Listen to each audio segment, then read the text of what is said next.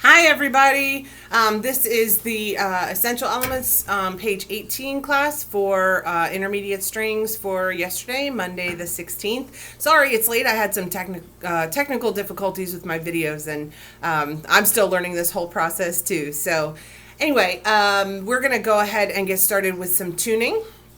So I'll play A, and you try to match it and use your fine tuners. Righty-tighty makes it higher, lefty-loosey makes it lower. And you can always pause and rewind the video as much as you need to get your strings in tune. All right, so here we go. Here's A.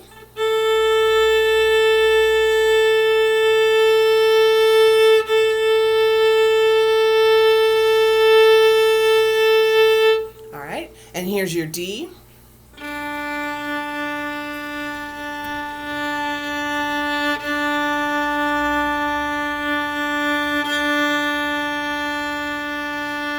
All right, sorry for the wobble. I was trying to turn my my camera a little bit. All right, and here's your G.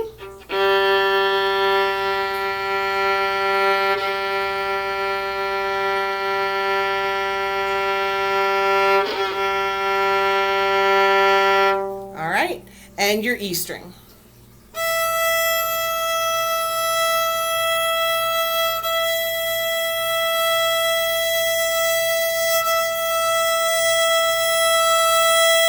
All right, good. So when we left off from our class before SCACs and before I was sick last week, we had worked on 16th notes and different variations of those rhythms, and we had a quiz. I had notes in my plan book that we were going to do a quiz this week. So if you get the chance, go ahead and have your parents record you playing number 79, Rhythm Roundup, and send it to me, and I'll go ahead and give you a grade. If you're not able to, before we get back to school, we can go ahead and do it in class, but do try to so that we don't get kind of backed up with our assessments and things like that. All right, so I'm going to go ahead and play number 79 so you can hear what it's supposed to sound like and you can practice with it, or you can listen to it first and then play it after. All right, remember you can use the pause and rewind buttons as much as you need to on the video.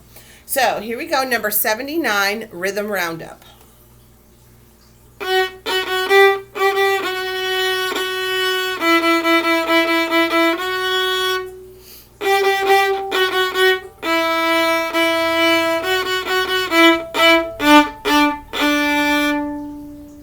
All right, great.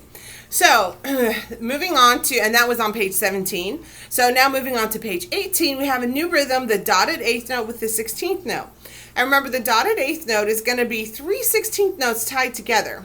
All right, so when we count that, we want to think 1 E and okay? And the way that the bowing is marked, it has a slur, but then it has 2 dots. That tells us to use one bow, but hook it, okay? So if I'm looking at number 80, the rhythm rap, it's going to sound like this when I clap it. 1 E and a 2 E and a 1, 2. 1 E and a 2 E and a 1. Shh. 1 E and a 2 E and a 1, 2. 1 E and a 2 E and a 1. Shh. All right. And we have that bow circle the first time through, right? And the second time we just lift the bow. So if I play it on my D string, which I hope you do practice this, or if you're playing it on your shoulder, you're going to hook your bow. So 1 E and okay? So I'll try and show you my hand here. 1 E and okay? So there's kind of a hiccup in the way my hand was going. 1 E and 2 E and 1, 2. 1 E and 2 E and 1. Bow circle. 1 E and 2 E and 1, 2. 1 E and 2 E and 1. Lift. Okay? So that's number 80, rhythm rap. And number 81, we're going to do the same bowing, only this time we're going to add notes with our left hand. All right, so I'll go ahead and play 81. Again, you can listen to it and then play on your own, or you can go ahead and try and play it with me. Okay, here we go.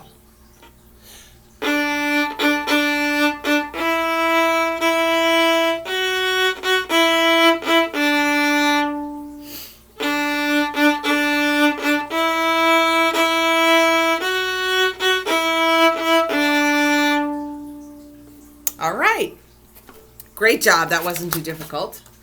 Okay, so now we're going to take that same rhythm and we're going to apply it to our D major scale, which I think as I was practicing recording this yesterday, I was having deja vu that we had done this in class. So most of this stuff should be pretty easy.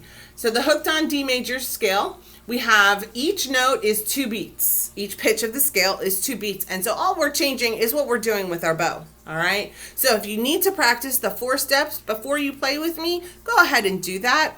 Or you can try to play with me first and then go back and do the 4 steps. But remember, the 4 steps are clapping and saying the note names. That's step 1. Step 2, then pizzicato. Step 3, you're going to practice your bow separately on your shoulder while you say the note names or sing it.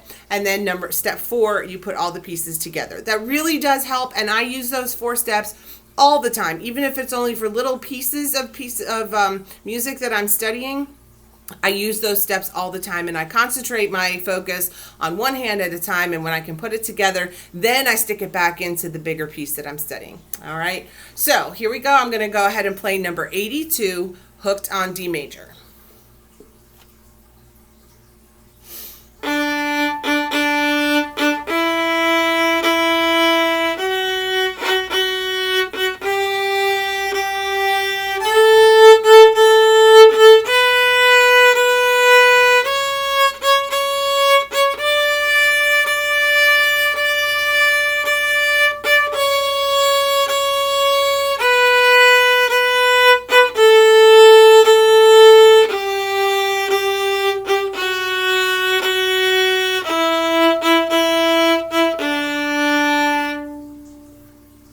All right, good job.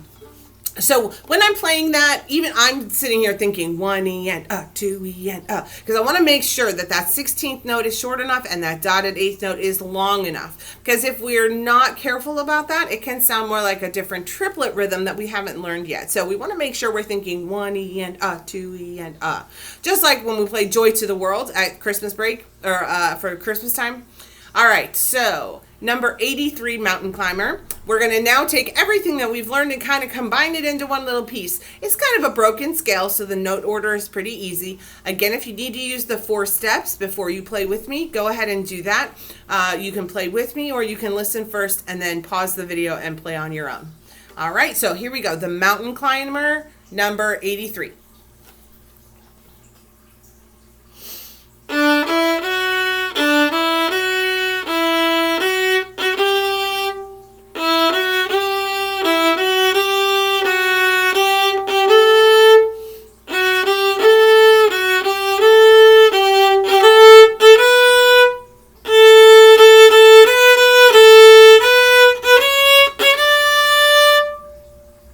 All right, good. So don't miss the 4th fingers in that one. That's in the 4th measure and the 5th measure.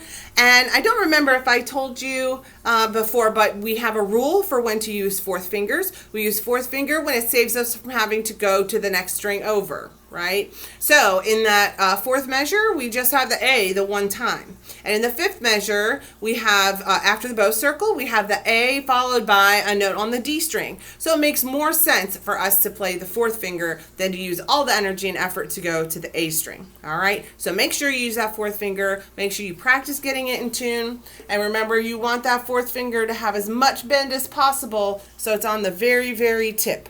Okay?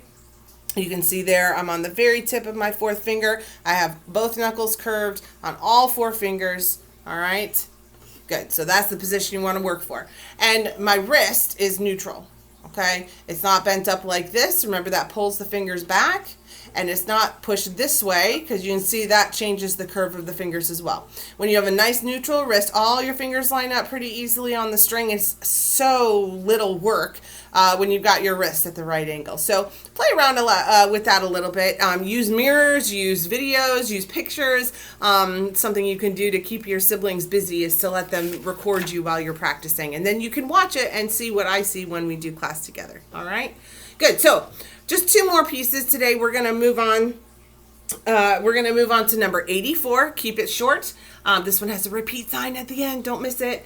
Let's see. What else can I tell you? Not too much. Just keep an eye on the rhythms. Again, if you need to use your 4 steps before you play the song with me, go ahead and do that. Otherwise, you can just dive in. All right, keep it short, number 84.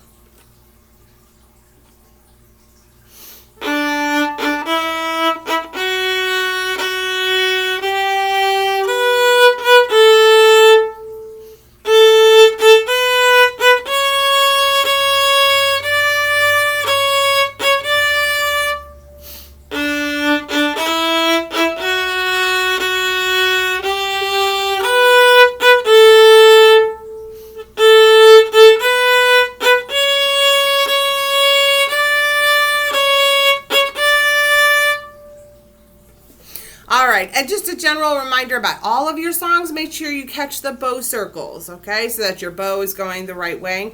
They work very carefully to edit these pieces and make sure that the bow is functioning the best way possible. So it's our job to follow all those symbols and make sure that we're doing it correctly. All right, and finally, number 85, essential creativity. Again, we did talk about this before we went to SCACs. So go ahead and follow the instructions. It says to write a D major scale using any of the rhythms that have the 16th note in there that we've done before. So 4 16th notes, the taki tiki, or the 8th note followed by 2 16th notes, ta tiki, or 2 16th notes followed by an 8th note, taki ti, and finally the new one, ta ti, that we just learned. I'm going to have to find new words for that because it sounds like 8th notes. But anyway, so the dotted 8th note with a 16th note. And you can see that in your book. So you can do the scale all the way up and all the way down. You can go just all the way up. You could go down first and then up. There's lots of ways you can do it. It's just the D major scale.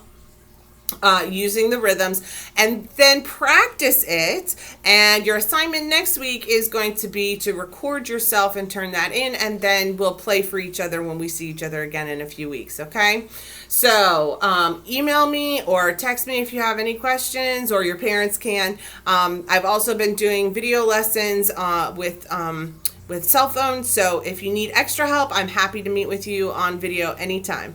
All right, sorry it was late, and I'll have another lesson tomorrow. Have a great day.